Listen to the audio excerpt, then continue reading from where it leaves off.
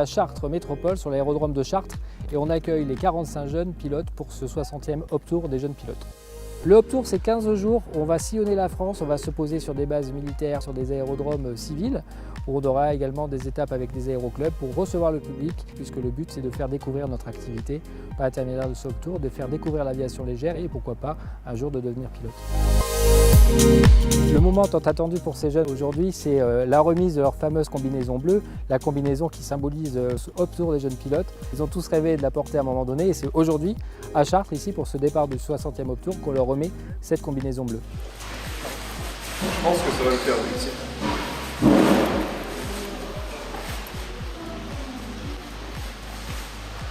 Wow.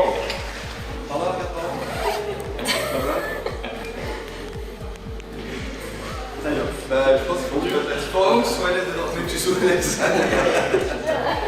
Nos jeunes pilotes arrivent des 4 coins de la France, du sud-est, du sud-ouest, du nord, de l'est. Et sur ces 43 jeunes pilotes français, on a également 2 pilotes étrangers, un luxembourgeois et une pilote américaine.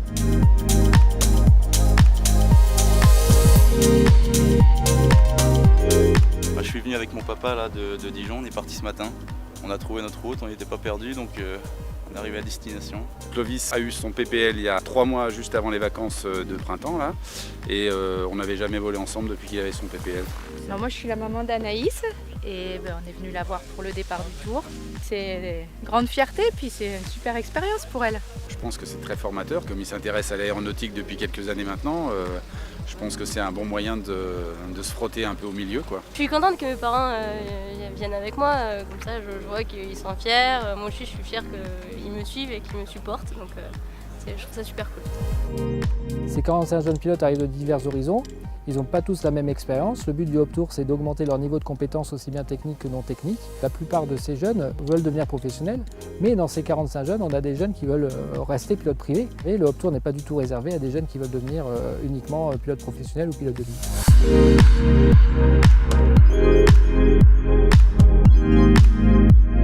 Être sélectionné pour le Tour, c'est un rêve, je ne suis pas la seule à le dire, mais c'est également une énorme opportunité justement d'expérience de vie en tant que jeune, justement pour être lancé dans le domaine de l'aéronautique.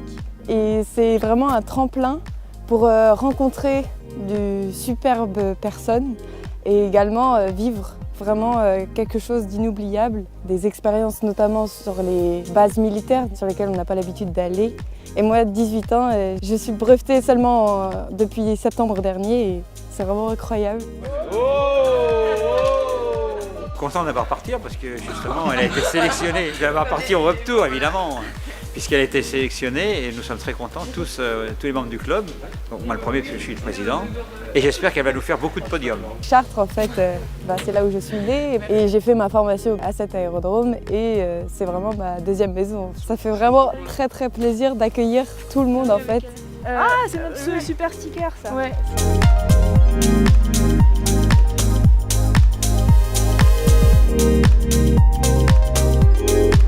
Je vais forcément rencontrer donc, du public qui est complètement néophyte dans le domaine. Je vais pouvoir justement leur partager vraiment ce que j'ai vécu pendant ma formation, pourquoi je l'ai fait. Je vais pouvoir leur faire découvrir que c'est un domaine qui est accessible à tous.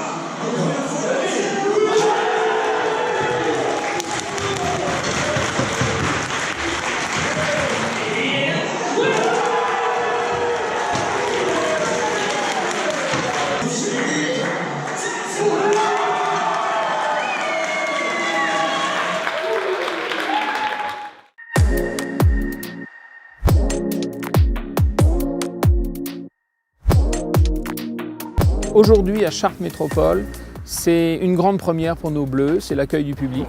C'est effectivement faire des amphicabines, accueillir le public et surtout un jeune public, qui est à la fois le public le plus enthousiasmant parce que c'est merveilleux de voir ces visages d'enfants absolument réjouis d'approcher les avions, de toucher nos avions, de monter à bord de nos avions, de toucher les commandes. Et en même temps, c'est un public très enthousiaste, mais très difficile, parce que forcément, ils sont très jeunes.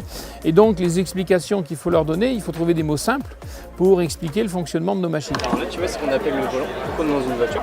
Tu peux le prendre en main si tu veux. Mais ça sert à quoi alors? Bah là, c'est la gouverne. Ouais, c'est pour monter et descendre. Regarde ton bout d'aile à gauche là, et tourne le manche en même temps. Puis après, on a plein d'instruments qui servent à la navigation, au bon fonctionnement du vol. Donc tu vois, tout en haut à gauche, c'est la vitesse, c'est écrit airspeed. C'est en kilomètres. Non, c'est en nœuds. Tu as une petite conversion à faire. Quand on est à 100 nœuds, par exemple, on est environ à 180 km/h, 185. Vertical speed. Ouais, ça c'est ton indicateur de vitesse verticale. En montée, par exemple, ça t'indique combien est-ce que tu prends de mètres par minute. Après, Mais pour parler à la TC. Ah, on parle en français. En France. TC, tu connais? Oui. Bah, j'ai un simulateur chez moi. Ah, oui. Tu vas te mettre au VIA alors, si tu connais un peu, tu t'es renseigné? Ouais. T'aimerais bien? Puis après, vers 15-16 ans, tu commences à voler. Et puis, si ça te plaît, tu continues et tu nous rejoins dans quelques années. Aujourd'hui, donc, on a rencontré le public pour la première fois. Ça s'est vraiment bien passé. On a accueilli peut-être une quinzaine de personnes, nous deux. Mais c'était vraiment sympa de les voir émerveillés, de monter dans un avion pour la première fois. Et on est vraiment content de pouvoir partager notre passion aujourd'hui, de leur montrer que tout est accessible et que si c'est leur rêve, ils peuvent foncer et y aller, quoi. L'examen théorique, c'est comme le code en voiture. Il va y avoir des modules supplémentaires, par exemple, il faut bien savoir analyser la météo. Ça, on n'apprend pas quand on passe le permis voiture. Ensuite, il faut apprendre à parler à la radio avec les organismes de contrôle aérien. Mais le pilotage en lui-même est assez intuitif finalement. C'est de l'envie surtout. L'envie, de l'investissement personnel, mais le niveau, du moment qu'on a envie, c'est très accessible. Beaucoup plus accessible que ce qu'on peut penser. T'es prête à passer ton permis? Bah oui. Après votre vie, je vais vous laisser la place et comme ça vous prendrez les commandes de pilote. Super. Que ce soit les enfants ou les papas et mamans, tout le monde est intéressé, tout le monde joue le jeu.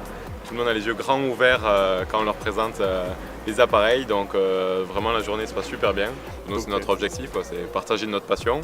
On a commencé comme ça en rencontrant des passionnés et on est rentré dans la grande famille aéronautique et si on peut en faire rentrer d'autres, ce sera génial. Ouais, c'est parfait.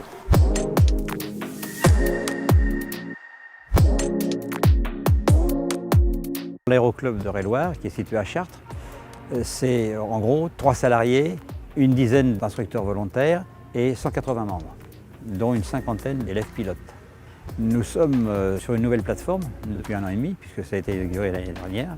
L'ancienne plateforme datait de 1931, qui était bien entretenue par nous-mêmes, mais quand même assez vétuste. Et Chartres Métropole avait décidé et envisagé de trouver un nouvel emplacement pour l'aérodrome. Et la meilleure solution, c'était de nous déplacer du sud de la piste au nord de la piste. Il y a eu pratiquement 3 ans de travaux et comme vous pouvez le constater aujourd'hui, nous sommes dans des locaux ultra modernes et je pense que nous sommes un des seuls aéroclubs en France à disposer de tels locaux et d'une telle plateforme. Il y a plusieurs hangars et nous n'en occupons qu'un seul. Les autres sont des hangars réservés aux avions privés, de propriétaires privés. Ceci étant, ce qui est positif, c'est que nous attirons du monde. Nous sommes dans la région parisienne et vous savez que voler en région parisienne, ce n'est pas toujours très évident pour des raisons de coût et aussi pour des raisons d'encombrement des plateformes. Nous ici, à Chartres, c'est beaucoup plus simple. Vous mettez votre moteur en route, vous roulez sur le taxiway quelques instants et vous êtes tout de suite prêt à décoller.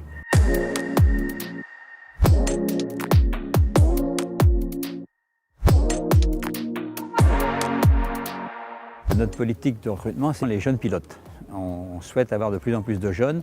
Pourquoi? D'abord parce que les jeunes, ils ont de l'avenir. Si on fidélise les gens, on aura plusieurs années des pilotes devant nous. Ensuite, parce que les métiers d'aéronautique aujourd'hui, ce sont des métiers d'avenir. Vous savez comme moi que toutes les compagnies recrutent. Et donc, beaucoup de nos jeunes pilotes sont aujourd'hui en compagnie. Nous en avons formé au moins une dizaine qui aujourd'hui sont pilotes en compagnie ou dans les forces armées, armées de l'air et à l'AT.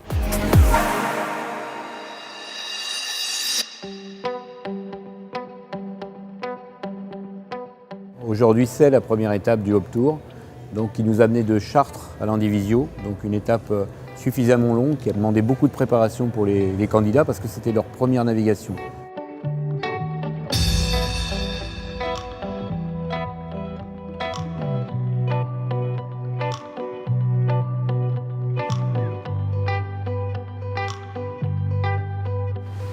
Bon, bah reste plus qu'à partir maintenant. J'ai personne à droite, personne à gauche. Ok, je peux démarrer.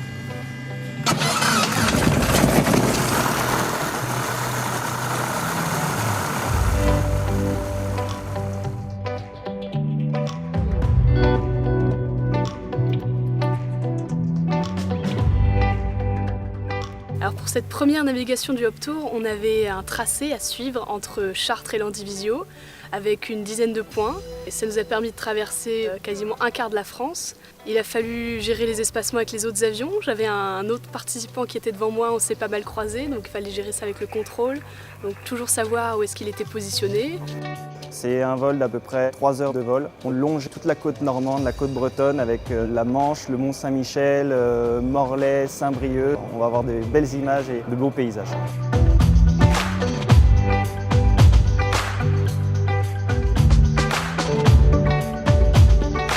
J'avais jamais fait un vol aussi long avant, donc ouais, c'était cool. Quand on est arrivé au niveau du Mont-Saint-Michel, vu que je vole à Rennes, ça a été assez sympa pouvoir contourner et puis passer par des points que je connaissais déjà. Ça m'a un peu aidé vu que j'avais pas de moyens à part ma carte pour me repérer. Après toute la partie après Saint-Brieuc, j'étais jamais allé aussi loin en Bretagne et c'était vraiment sympa de découvrir cette partie-là aussi.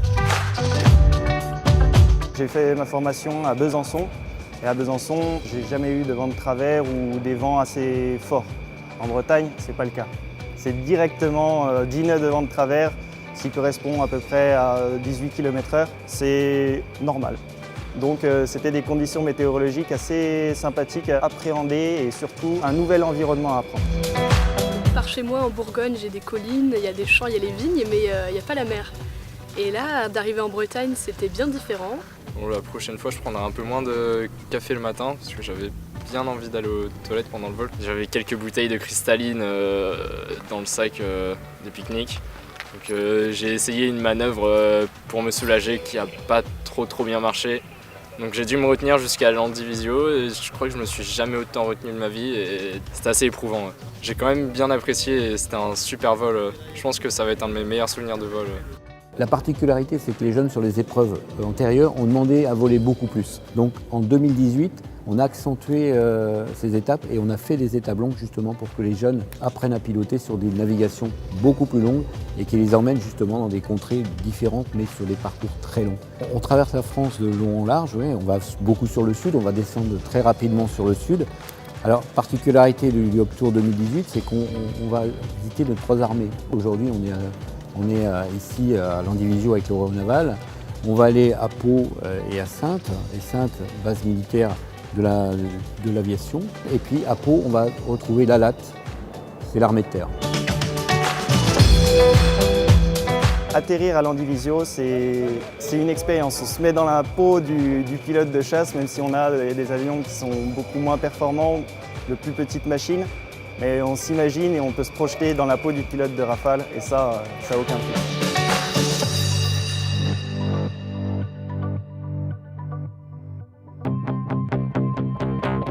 Ce matin, on a demandé aux jeunes pilotes de faire une épreuve de rallye aérien. Le but du jeu, c'était de faire un parcours extrêmement précis, déterminé par les commissaires en amont de cette journée, à deux, donc ils travaillent en équipage, il y a un pilote, un navigateur. Ils réalisent ce parcours qu'on leur a concocté en essayant en fait de repérer des photos sur le parcours. Ces photos, ils doivent les replacer sur une carte et puis ensuite remplir une feuille de compte rendu qui va nous permettre d'évaluer s'ils les ont vus au bon endroit. Parti. Et attends, on fait les caps là. C'est pas très évident là. Je comprends pas. Ah mais oui, mais attends, elle est pas dans le bon sens. Oh là là. C'est bon, là on a le bon cap. Maintenant on fonce à l'avion parce qu'il est 10, on doit mettre en route à 29. Ouais.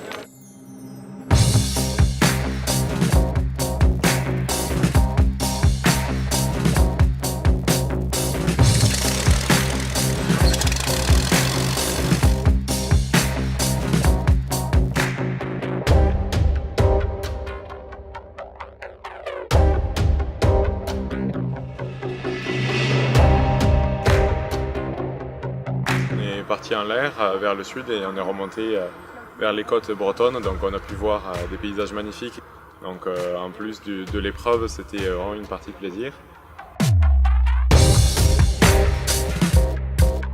On est parti serein, en se disant on va trouver tout. On est revenu, on en a pas 60%, hein, donc c'est pas mal. Non, hein, bon, c'est le pour un premier début, aussi, voilà. c'est la première fois qu'on en fait un, donc...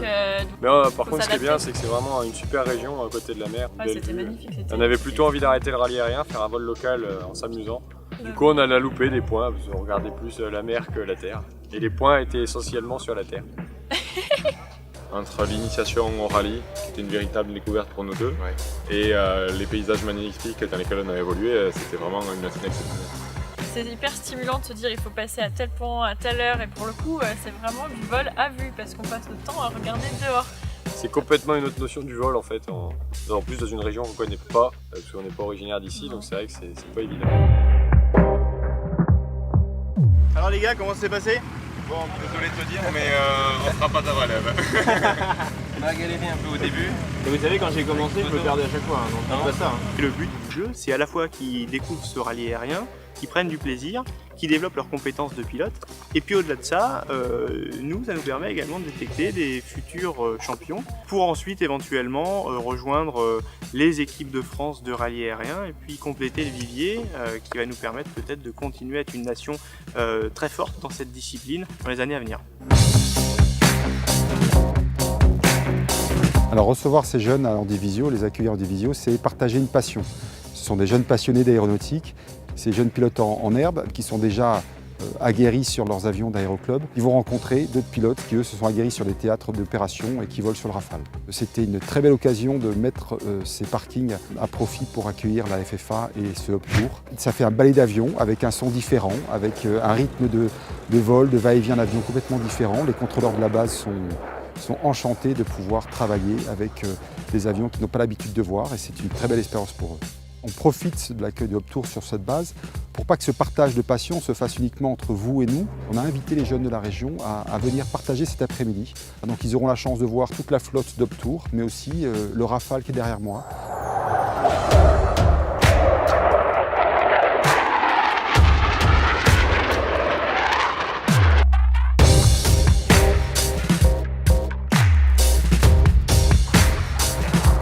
C'est que du bonus que de savoir qu'un jeune voit dans l'aéronaval une étape très importante. Merci, j'en suis vraiment touché.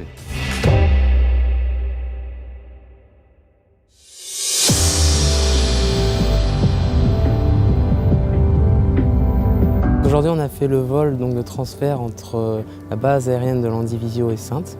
Et là, aujourd'hui, on s'est rendu compte ce matin qu'il était annoncé des CB. En termes aéronautiques, c'est fait cumulonimbus. Et le cumulonimbus, en fait, c'est un nuage donc, très dangereux, on va dire rempli d'éclairs, de foudre, et qui a aussi des très forts vents, donc des rafales. Et pour des petits avions comme les nôtres, c'est vraiment très dangereux. Et même pour des avions de ligne, ils ne peuvent pas rentrer dedans.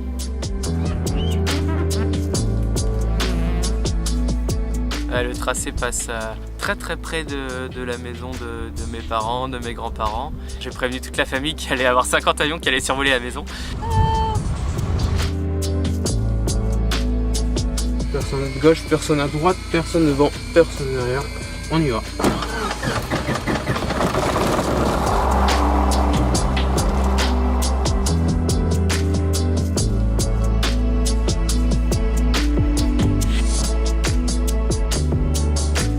Donc au début, ça secouait un peu, avec c'est vrai une visibilité un peu plus compliquée que d'habitude. Et puis on est tous une partie vraiment calme. Mais on a quand même pu passer justement au-dessus des marais, donc des Guérins, les marais salés. Franchement, c'est la première fois que je les vois. Et puis c'était plaisant.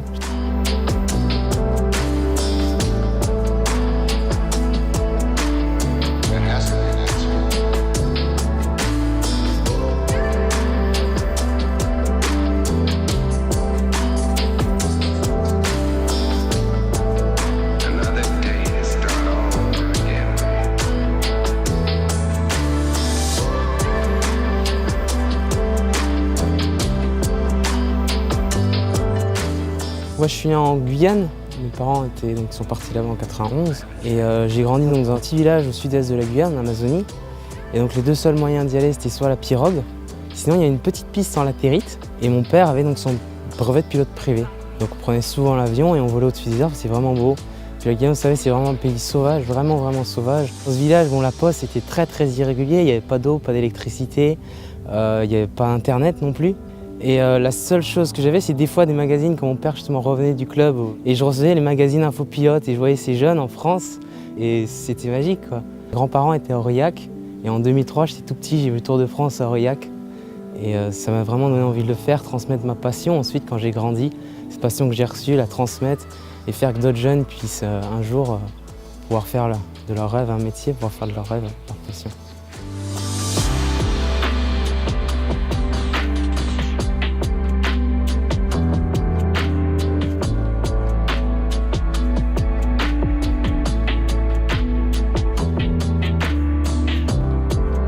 Sur l'école d'enseignement technique de l'armée de l'air. C'est bien une école qui forme des très jeunes élèves entre 16 et 18 ans à devenir mécano-aéro dans l'armée de l'air. À l'instant T, on a 2 promotions de 224, donc un total de 448 élèves. Et depuis la fin de la Deuxième Guerre mondiale, depuis 1949, on a formé un peu plus de 50 000 mécano-aéros qui sont pour certains partis dans des chaînes industrielles ou qui ont changé de métier. Certains sont devenus pilotes, certains sont devenus contrôleurs aériens. On a irrigué à peu près tous les métiers de l'armée de l'air. On se prépare pour décoller. Allez, tu m'amènes où, Chigo? Viens, on va à Istres. Tu mets en route? C'est vraiment cool. Hein. C'est top. Après, on n'a pas vraiment envie de s'engager, mais parce que l'armée, j'aime pas trop recevoir des ordres, des choses comme ça. Non, moi en fait, je voulais rentrer dans l'armée de l'air et être pilote de transport dans l'armée de l'air. Mais j'ai passé les sélections et je me suis fait éjecter au niveau du simulateur. Et c'est comme ça, hein. Et là aujourd'hui c'est un plaisir d'être à Saintes. Et ça me fait plaisir de voir genre un Mirage F1 derrière, de voir une petite gazelle, pouvoir monter dans les appareils. C'est des machines qu'on verrait pas habituellement. C'est ça. Globalement, le mécanicien et le pilote, c'est une grande histoire dans l'aéronautique. Et puis pour certains d'entre nous, on vole aussi en aéroclub. Et on est passé à peu près à leur âge dans les aéroclubs pour bénéficier de cette formation, de ce partage de culture avec les anciens. Et on se rappelle aussi que quand on était jeune, pouvoir voir ces avions, ça fait du bien et puis ça renouvelle la motivation. Donc pour nous, c'est vraiment un plaisir de partager avec eux cette passion aéronautique.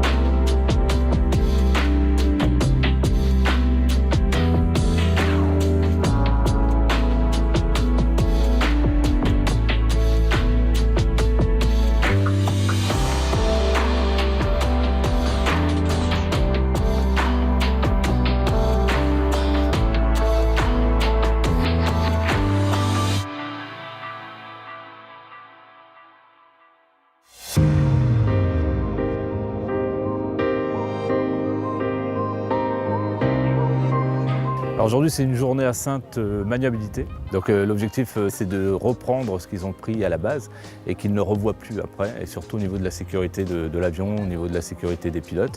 Et donc on leur demande de faire des actions qui sont quand même importantes, de remise des gaz, l'approche du décrochage. Donc le décrochage, c'est l'avion qui ne vole plus et ils doivent mettre en place des actions sur le manche, sur la puissance, pour faire voler l'avion tout simplement. Et donc c'est quand même une bonne école pour le Hop Tour de remettre ça en place et de leur faire rendre compte des difficultés de chacun. Merci. C'est gratuit. Hello boy. Bonjour. Allez. Alors on me demande de vérifier l'alerte de décrochage. Bon, ça va alors. C'est mon NR qui le coupe, moi. J'espère que tu l'avais nettoyé avant. Ouais. Tu m'embrasseras pas après.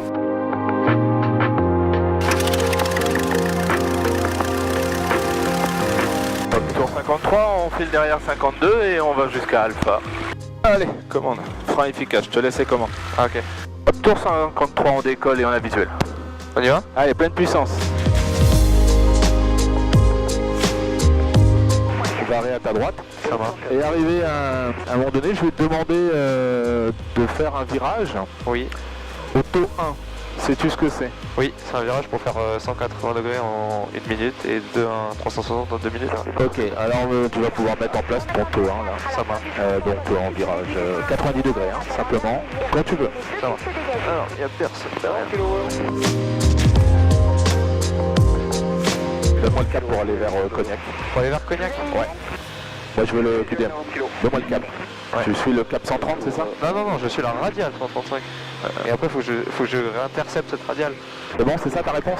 Mais après, faut que je réintercepte la radiale pour aller sur le vent. Vitesse contrôlée, on tourne pas. C'est ça ta réponse? Je réfléchis. Ah mais il n'y a pas de piège dans ça. Oui mais moi c'est ça, je prends mon radial, là je vais vers le radial et je l'intercepte et après je vais sur le vent. Reste à droite, c'est peut-être pas là. Tu vas rester à 2000 pieds, tu vas être vertical et vertical tu feras un encadrement, piste à main droite au sud des installations. Et je te ferai une panne moteur verticale. Et on se pose toujours en 27 gauche. Ok, c'est bon. C'est de faire quoi là? De ralentir et de jouer. Ah ouais c'est ça. Parce qu'avec les volets 40 je sais que ça marche. Ah ouais? Ah, c'est comment tu vas les reprendre. Full flaps, faire gaffe, arrondi. Un peu de gaz si tu vois que... Voilà, c'est bien. Hop là, bon, heureusement qu'il y a des volets 40. Ah bah. Sinon j'aurais fait une mauvaise gaz. On peut rencontrer ce genre d'incident. Donc ça peut arriver une panne moteur, nous sommes en monomoteur, donc on n'a plus qu'un moteur, donc si le moteur s'arrête, un avion ça plane heureusement, mais bon ça a ses limites, du coup on apprend à gérer ces pannes. Là c'était plutôt une panne en vol, donc nous sommes arrivés vertical terrain, donc c'est comme si on arrivait au-dessus d'un champ et boum le moteur s'arrêtait. C'est quelque chose de bien je trouve parce que ça permet de revoir des bases, franchement, les premières bases qu'on apprend pendant le pilotage. Et si cette base n'est pas bien construite, on ne peut rien empiler dessus, donc il faut bien avoir une bonne base solide. Quand un pilote d'apprendre une décision, il doit la faire en fait. Et moi, ce qu'on m'a reproché, justement, c'est qu'en vol, il m'a fait une réflexion qui m'a fait... Ça m'a remis en question. Cette décision, en fait, il faut la maintenir. Il faut se dire, si j'ai dit que je faisais ça, je le fais. Il faut directement aller chercher l'information où aller.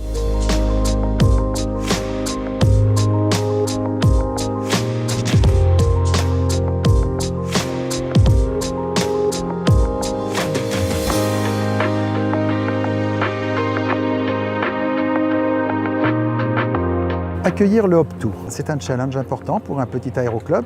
C'est tout simplement pour faire partager la passion de l'aviation, pour faire connaître l'activité aéronautique sur notre région. Pour renouveler cette grande famille de l'aviation, avoir de nouveaux jeunes et qu'ils puissent faire partager leur passion à tous les gens qui viennent sur le terrain.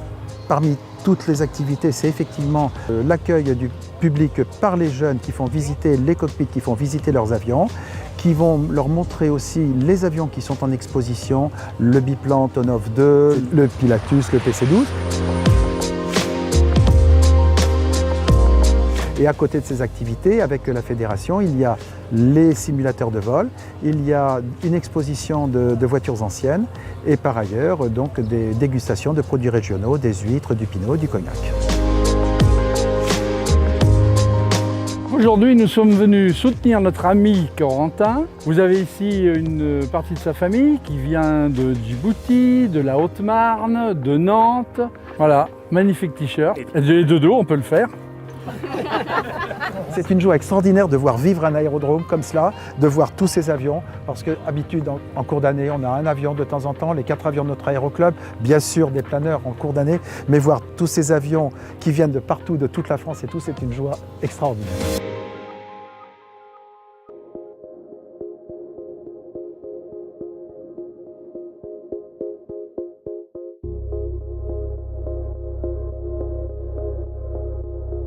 Aujourd'hui, on est passé de Saintes vers Bourges. C'était un vol plutôt petit, puisque les vols qu'on a fait étaient vraiment plus longs, donc on a seulement volé 1h40.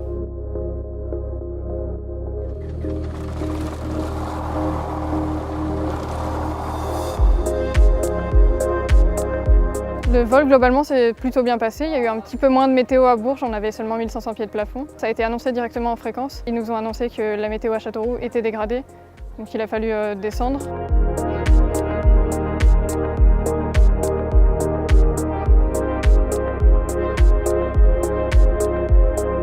Et finalement, elle n'était pas si dégradée que ça, c'était largement volable. On a eu globalement un super vol et c'était plutôt joli dans ce coin-là.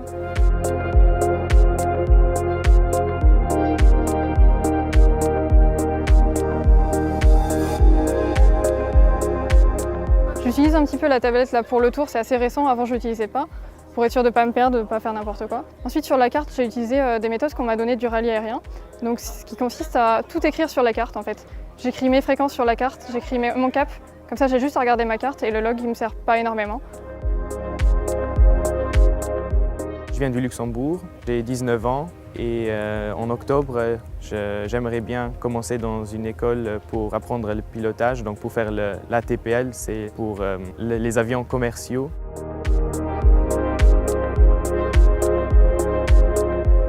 Initialement, je m'ennuyais un petit peu à l'école, je ne savais pas trop quoi faire, donc l'école, j'étais en seconde, c'était assez facile. J'ai demandé à faire une initiation de vol pour changer, pour faire quelque chose différemment. Et sur cette initiation, on s'est rendu compte que ça pouvait m'apporter quelque chose que les cours ne m'apportaient pas, qu'on pouvait découvrir le monde d'une façon différente. Donc ça, c'est ce qui a beaucoup plu à mon père et c'est ce qui l'a motivé à me mettre au pilotage. Sachant que c'est lui qui payait les heures de vol, il fallait bien que ce soit lui qui soit motivé. Et finalement, j'ai jamais pu arrêter et de fil en aiguille, je me suis même orientée dans le pilotage puisque je veux devenir contrôleur aérien, donc c'est un petit peu dans l'aviation en quelque sorte.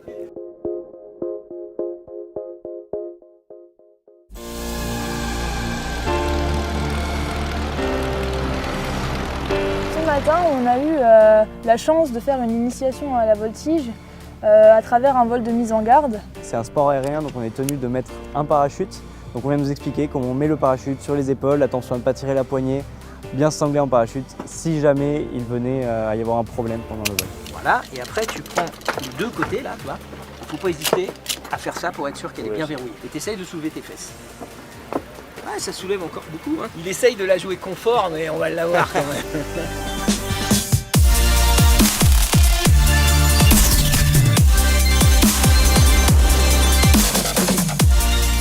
On était avec l'instructeur en voltige qui nous guidait oralement, qui pouvait nous les montrer une première fois, mais qui essayait le plus possible de nous laisser les commandes.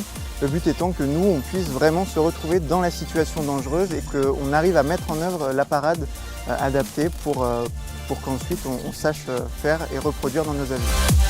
Et donc, le principe de la vrille, c'est un décrochage dissymétrique. Si on veut sortir de vrille, on va donner une action contraire, donc le pied à droite à fond. Ouais. L'avion va sortir de sa rotation de vrille. À ce moment-là, on remet les pieds au neutre et on fait la ressource 12 et la remise au neutre. Ouais, okay. On ne peut pas ressentir dans un manège des sensations comme ça. C'est vraiment magique de pouvoir faire ce que l'on veut à l'avion et se balader dans les 3 dimensions. C'est vraiment génial.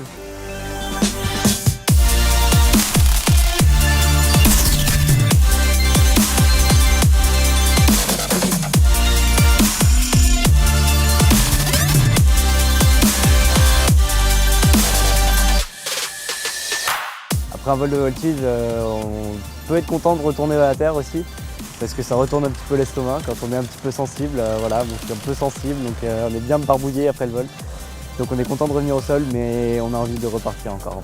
Je te remercie beaucoup, je t'en prie, c'est tout un plaisir. Merci. On se rend vraiment compte des situations dangereuses, des réactions sur l'avion, et ça nous apprend à être d'autant plus rigoureux sur certains éléments de l'appareil.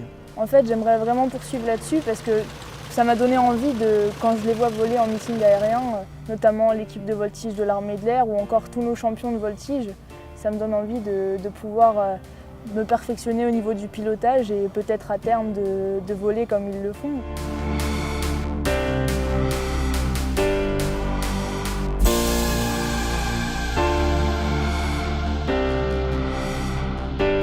Pour présenter l'aéroclub de Bourges, je dirais que l'aéroclub pour aujourd'hui repose sur 3 pieds, le vol moteur, l'aéromodélisme et le planeur.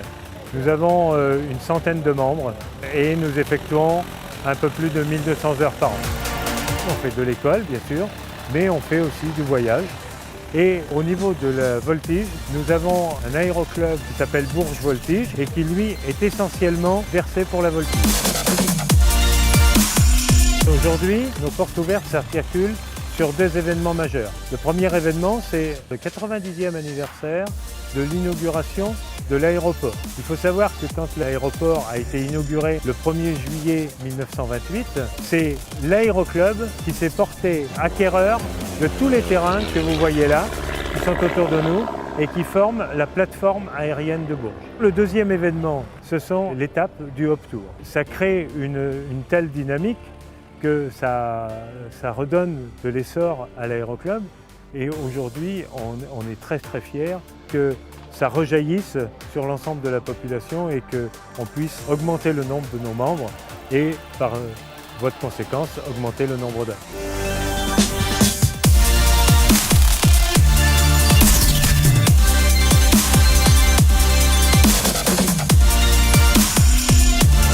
Vous faites un tour de France. Ah bah c'est génial. Bah volez bien les gars et les filles, les gars.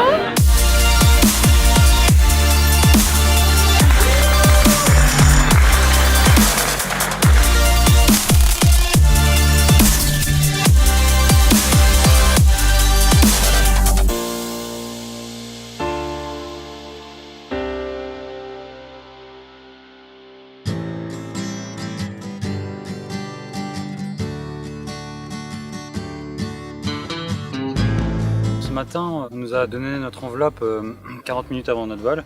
Ouais. On avait commencé déjà à préparer. Ouais, hier soir, on avait déjà eu l'enveloppe pour commencer à moustacher les tracés. Donc ça permet juste de fixer des points et des heures auxquelles on doit passer à ces points-là. Ensuite, on a préparé l'avion pour partir en vol. Après, il n'y avait plus qu'à partir en vol et faire les photos et être à l'heure à chaque fois.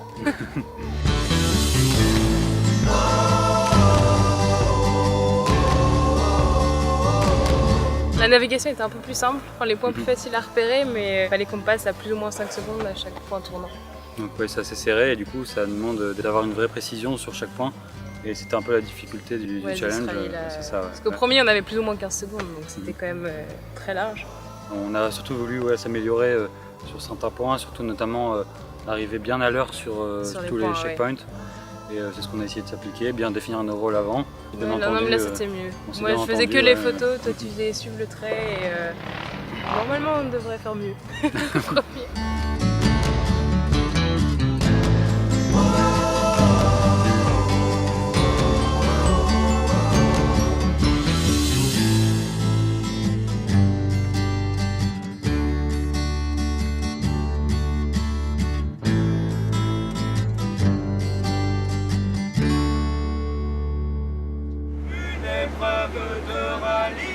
Une épreuve de rallye qui finit sur la BA, qui finit sur la BA.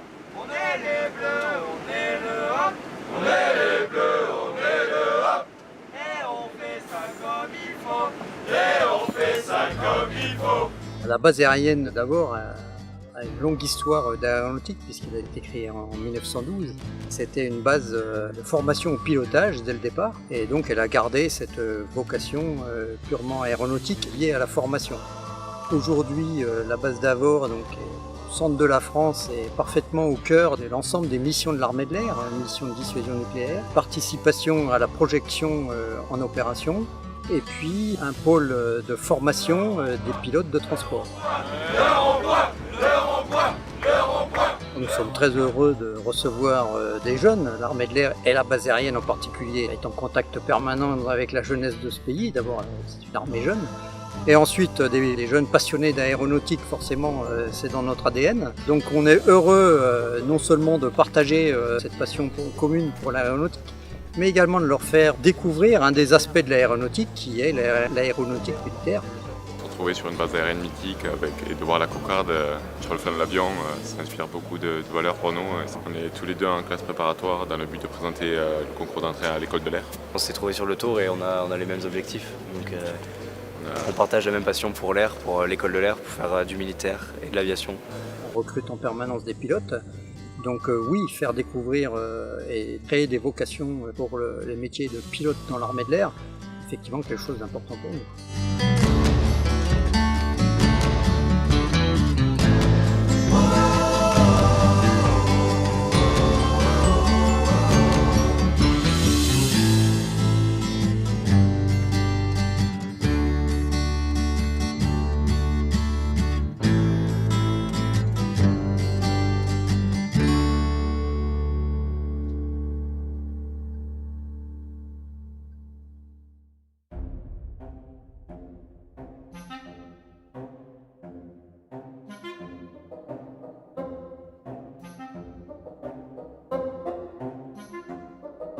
On a une nave longue, il prévoit une bonne météo sur le parcours, et par contre, on va avoir des températures assez élevées. Charles, à la mise en route, contrôlera que vous avez bien enlevé votre combinaison et que vous êtes qu'en t-shirt. La combinaison, on la pliera. Les premiers départs, on les prévoit vers 10h30. C'est un peu orageux sur Pau, mais ça va se dégager dans l'après-midi quand on va arriver. Donc normalement ça va aller, il y aura une bonne visibilité quand on va arriver sur Pau en fin d'après-midi.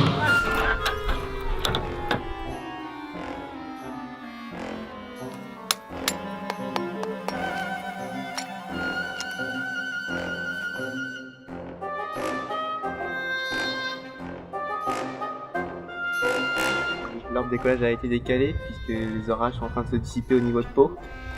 Donc on partira bientôt. Après manger, je pense. Mais un peu bronzé. C'est bon.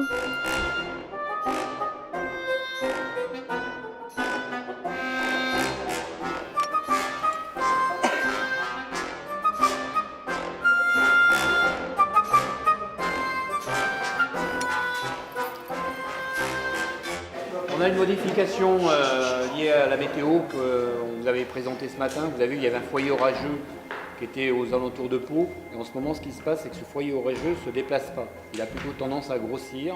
Il est entre Marmande et Pau. Et là, il y a des visibilités réduites qui sont aux alentours d'1,5 km. Le premier avion est passé en VFR spécial avec un guidage de la tour. Donc il est hors de question de vous envoyer dans des situations comme ça. Donc l'organisation est calée. On va aller à Marmande.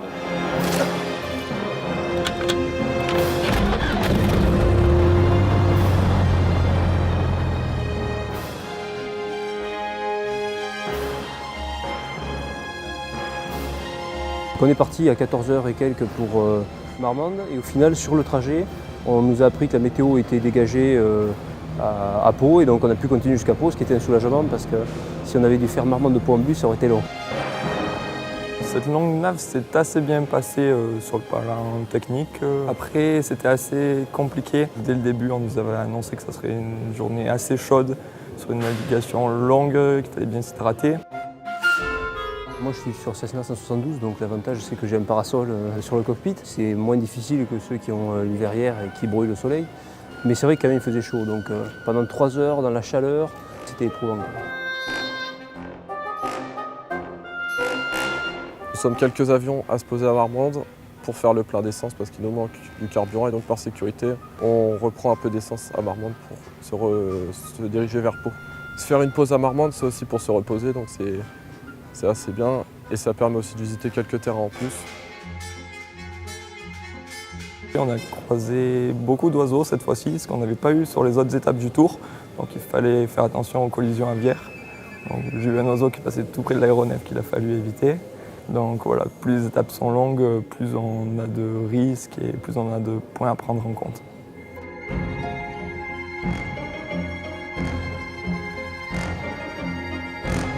La latte, c'est quelque chose de mythique. Donc moi j'en ai souvent entendu parler, comme en plus j'ai de la famille à Pau, etc. Alors revenir, pouvoir visiter la base, discuter avec les pilotes d'hélico, etc. C'est un privilège. Donc j'en suis conscient et j'en profite. Aujourd'hui, c'était la longueur de la navigation de Bourges à Pau. C'est une navigation qui traverse 3 SIV, Limoges, Aquitaine et puis Pyrénées. Donc il a fallu se poser la question de savoir où on se mettait en place avec Claire et Thierry. Et donc le choix a été fait de positionner Thierry à Limoges parce que c'était assez central comme SIV, de mettre Claire à Marmande qui serait une étape de refueling et pour ma part d'aller à l'arrivée et de pouvoir regarder un peu comment se passaient les arrivées à Pau. Les contrôleurs sur le tour ont un rôle de coordination pour un peu savoir où sont tous les avions et puis en fonction des événements de prendre des décisions sur des éventuels déroutements ou si un jeune a besoin de quoi que ce soit en vol.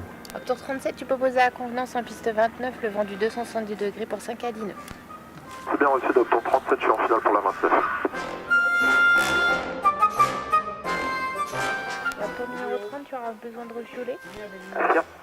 Reçu. Il a besoin de refueler.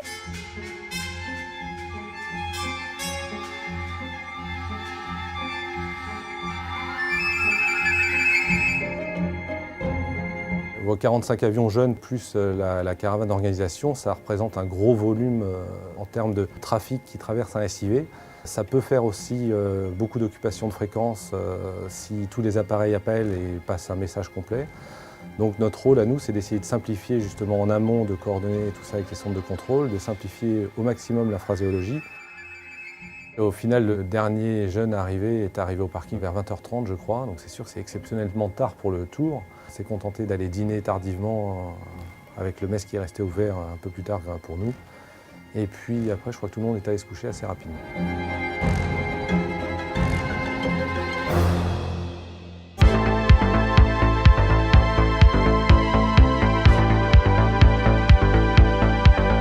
La base du 5e RHC est implantée sur la commune d'Uzun. C'est un régiment qui accueille environ une cinquantaine d'hélicoptères, qui va de la Gazelle jusqu'au Tigre, qui compte environ 1200 personnes, d'actives ou de réserve, hommes et femmes.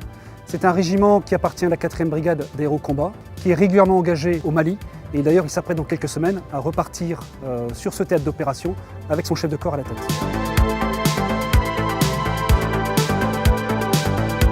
Nous avons été accueillis donc, par le 5e régiment d'hélicoptères, de l'armée de terre. Donc, ils nous ont proposé plusieurs activités.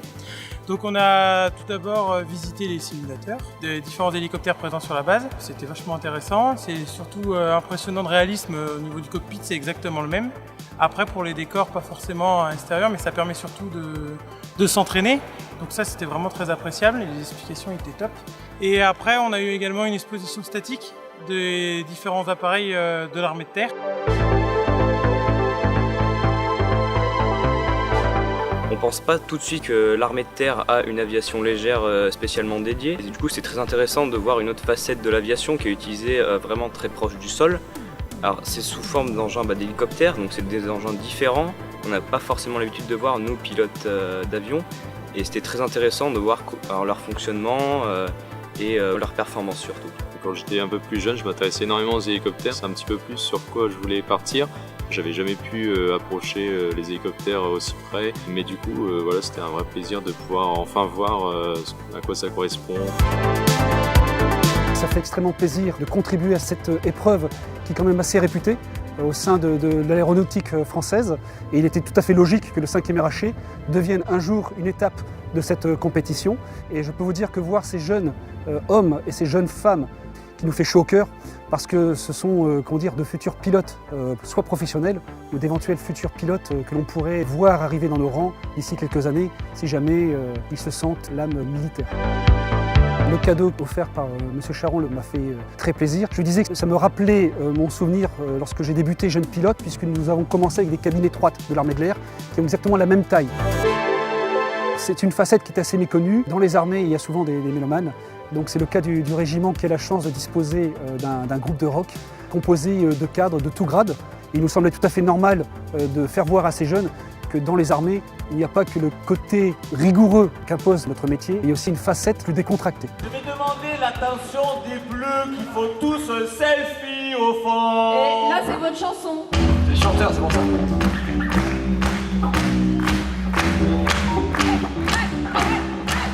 Don't wanna hurry about it. Every single one of them was story to tell. And I've got you coming back my way. I'm gonna savage you.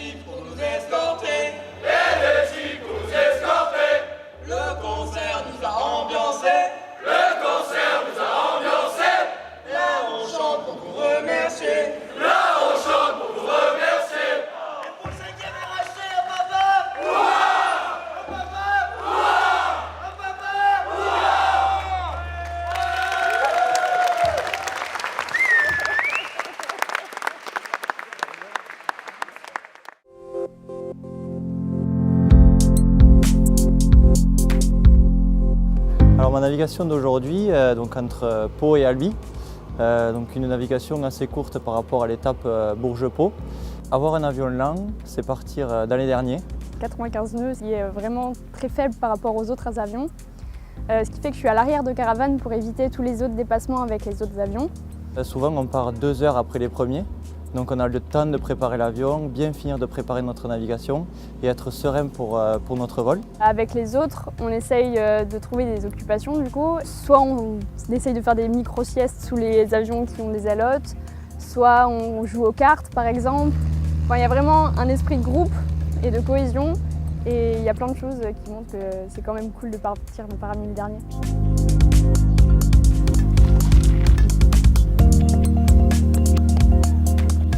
Un patch. Merci beaucoup.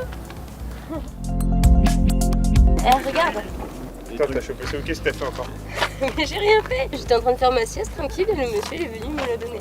Ça, c'est l'avantage d'être une fille, c'est qu'elles ont des patchs gratuitement. Ah, elle a des charmes que vous n'avez pas.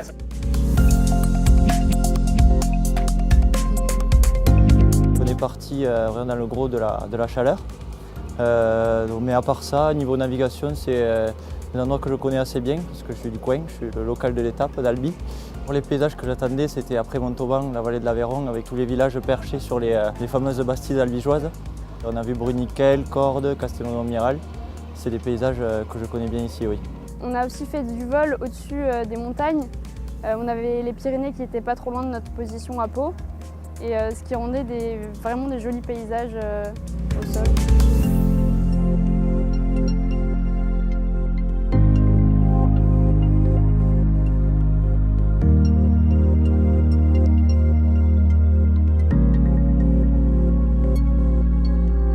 Comme je pars parmi les dernières, je suis confrontée à des fortes chaleurs de début d'après-midi. Par rapport à cette météo, au niveau du pilote, on a certains problèmes physiques tout simplement, donc on transpire beaucoup et on est moins attentif. Et aussi au niveau des performances de l'avion, déjà au niveau du décollage, on a besoin de manger un peu plus de pistes parce que l'air est en fait moins dense.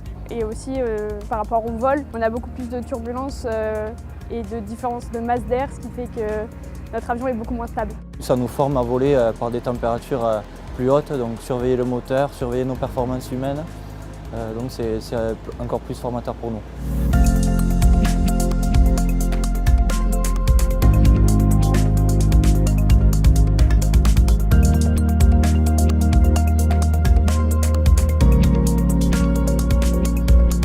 Quand je suis arrivé, le parqueur qui a placé mon avion, c'était un membre de l'aéroclub de Groyer, où je suis basé. Oh, alors c'est ça aussi que t'arrives toi? Ça va? Et toi? Ben ouais. Bien content de te voir? Ben ouais, moi aussi. C'était dur? Ah bah il fait chaud, hein. Il fait chaud. Bah là, je m'attendais pas que ce soit toi là. T'es partout toi. En plus de ça, je fais mes études à l'école des mines d'Albi, donc je connais très bien la ville. Et bon, je suis né ici, donc ça m'a fait bien plaisir de retrouver ma ville après ces 2 semaines passées tout autour des aéroclubs français.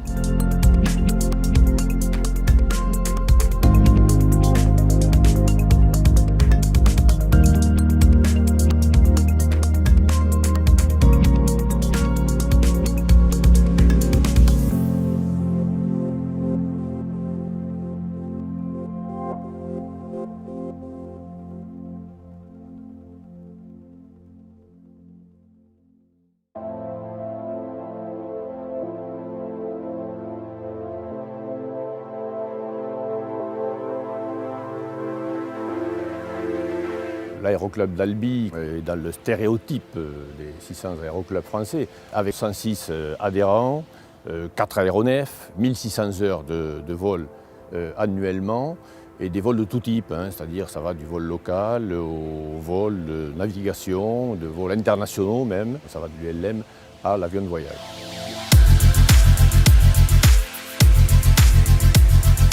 Recevoir le Hop Tour sur une plateforme comme la nôtre a un intérêt multiple en fait. Je décrirai ce que nous vivons en ce moment avec 3 mots en fait. générosité, puisque le bénévolat a extrêmement bien fonctionné, puisque c'est plus de 30 bénévoles qui ont travaillé là-dessus. Le deuxième mot que je retiendrai, c'est plaisir, puisque la foule s'est quand même déplacée massivement.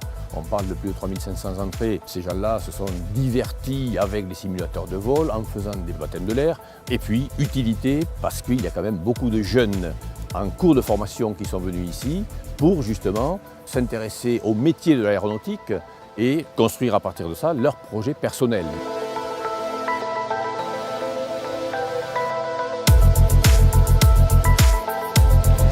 Combien de licences vendues? Au moins 600. Au moins 600, ça marche. Bonjour tout le monde, là c'est une famille complète là? Oui, oui. Oui, d'accord, une famille complète, mais combien de licences?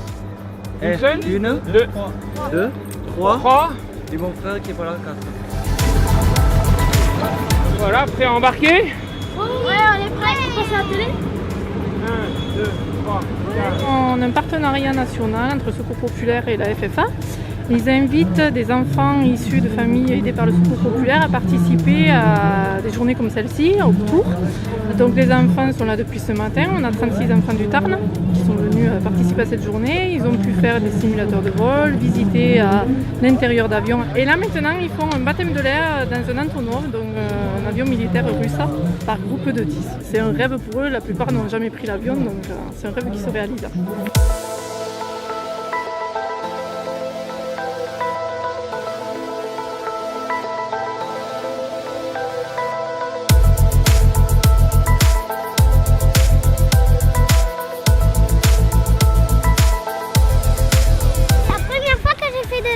C'est vrai? Ça t'a plu?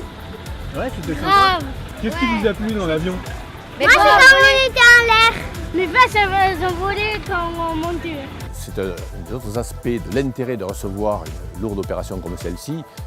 Nous sommes dans nos projets associatifs respectifs en train, au niveau des 4 aéroclubs du département du Tarn, d'essayer de trouver des éléments communs qui pourraient fonctionner en synergie. Et là, aujourd'hui, c'est l'exemple type. Les 3 autres aéroclubs du Tarn sont présents ici, chacun avec leur spécialité. Nous sommes ceinturés par un circuit automobile, et il est évident que le circuit automobile a une activité plus visible que la nôtre, puisqu'ils ont des opérations grand public, avec des championnats de France, etc., quasiment chaque semaine. Albi, c'est un aérodrome où il y a le circuit qui fait tout le tour de la piste. On va faire un petit tour de circuit d'Albi apparemment, c'est ce qui a été prévu. Ah, c'est parti! Tire bien là sur les lanières. C'est bon?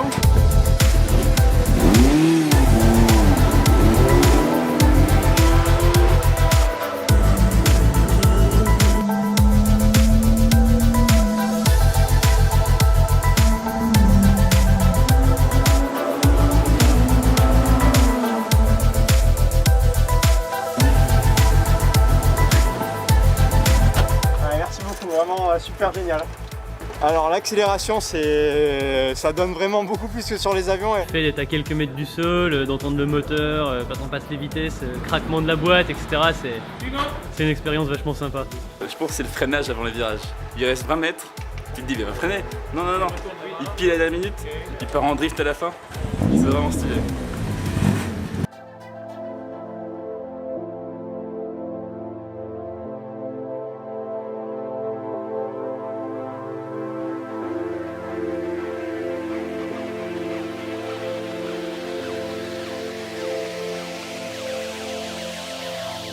Le fait de recevoir la combinaison des commissaires du Hop Tour pour le président d'Aéroclub, c'est pas mineur quand même comme événement. Voilà, donc les présidents d'Aéroclub sont déjà un peu vaniteux, c'est vrai, c'est bien connu.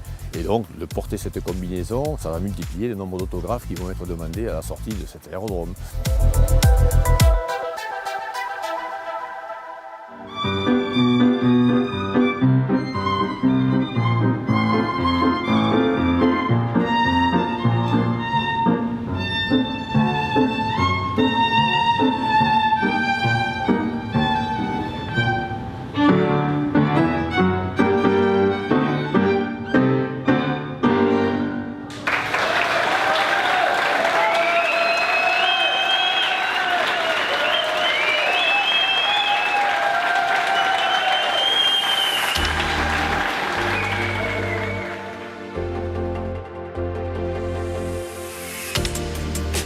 Il est exactement 15h33. Le plafond était vraiment trop bas, des grosses averses sur Aurillac, du coup on n'a vraiment pas pu décoller avant.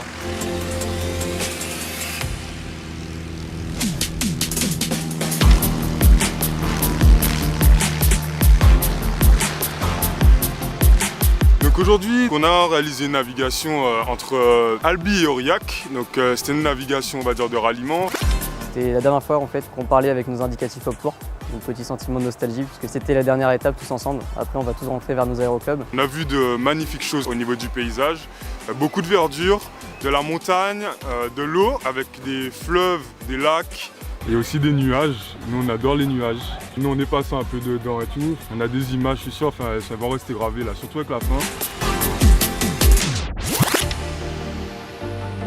Alors le Hop Tour c'était vraiment une expérience extraordinaire, pour sincèrement le dire, c'est les 15 meilleurs jours de ma vie. J'ai vécu des choses qui sont juste fabuleuses, que j'aurais jamais pu vivre sans l'organisation du Hop Tour et pour ça je les remercie. La photo que j'ai accrochée sur mon avion, c'est une photo de moi et de mon instructeur, le jour de mon PPL, donc le jour de mes 17 ans, ce qui m'a rendu plus jeune pilote de France. Et je dois beaucoup parce que sans lui je serais jamais arrivé là où je suis aujourd'hui. Je suis vraiment heureux de représenter en fait les Antilles, parce que je suis le seul Guadeloupéen pur sur le Tour. Mais apporter cette petite touche, on va dire, antillaise, tropicale pendant le Tour, quoi. Force la Guadeloupe, ensemble nous qu'avancer, nous qu'arriver et force pour la jeunesse aussi.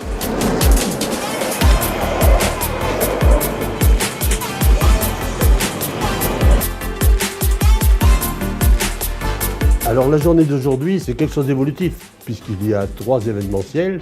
Il y a l'arrivée du Tour Hop des jeunes pilotes, il y a notre meeting aérien, et il y a le flying qui est arrivé ce matin. L'accueil du Hop Tour, c'est d'abord un honneur. C'est la 7e fois en 50 ans que nous accueillons le Tour. C'est un plaisir de recevoir les meilleurs jeunes pilotes français et c'est un plaisir de recevoir tout le staff de la Fédération française. Et puis les Cantaliens sont contents aussi de voir ces jeunes pilotes.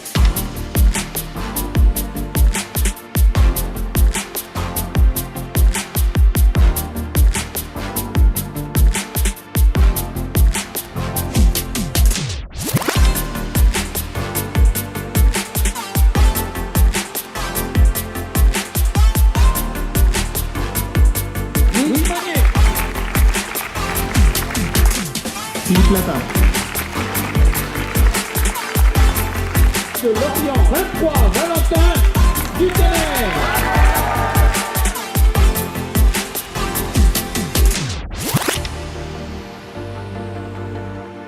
Numéro 36, Elvina Anne-Martel.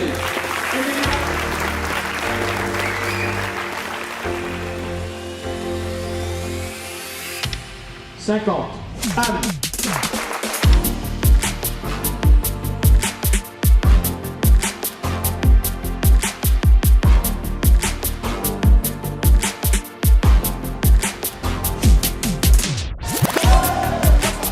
J'ai entendu le nom Aéroclub de la région de Lorient, je savais que j'étais le seul de là-bas. Et je me suis tout simplement décomposé, mes jambes ont commencé à trembler, je m'y attendais pas du tout. Et c'est vrai que ouais, c'est une immense fierté parce que je suis pas venu là pour faire la compète, j'étais pas venu là pour gagner. Et voilà, ça récompense beaucoup d'efforts. Je suis vraiment très heureuse, je m'y attendais vraiment pas. C'est vraiment un honneur, je sais pas vraiment comment réagir à ça. Il n'y a pas de mots, je suis vraiment très émue. C'était 2 semaines magiques et on ne l'oubliera pas, je pense. On va essayer de se réunir sur un terrain pour continuer cette aventure autant que possible et puis après on reviendra à la réalité. Le plus important c'est de leur montrer aux jeunes que c'était vraiment accessible, c'était pas une élite, c'était tout le monde peut le faire. On a su partager notre passion, notre bonheur, donc la mission est remplie.